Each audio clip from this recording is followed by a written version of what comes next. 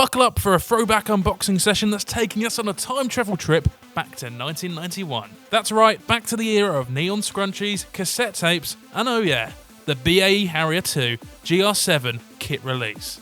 This kit comes in at 1/72nd scale, it has a skill level 3, and there's 102 parts in this kit. First up we have this frame, with a tremendous amount of flash in the centre.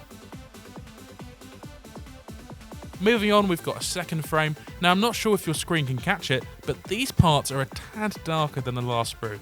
I wonder if this was due to the introduction of a new parts within this boxing. Let me know your theories below.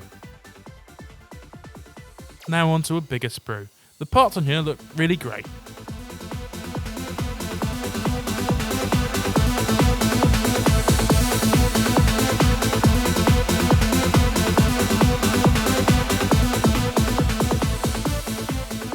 As one of the most significant aircraft in the history of aviation, the Hawker Siddeley Harrier was funded by both the British and US military for development regarding transitioning between forward flight and hovering.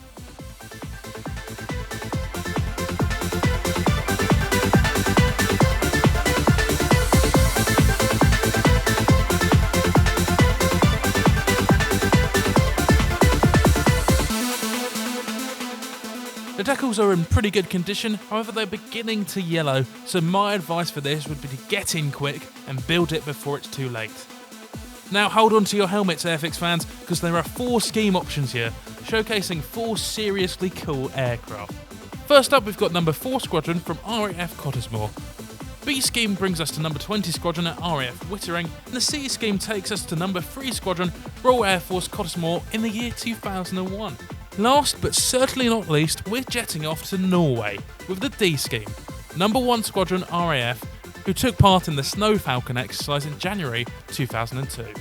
And there you have it, the BAe Harrier 2 GR7 in all its glory. Thanks for hopping on this nostalgia ride with me. Drop your votes in the comments below for which blast from the past kit we should unearth next. And don't forget to like and subscribe. We'll see you next time.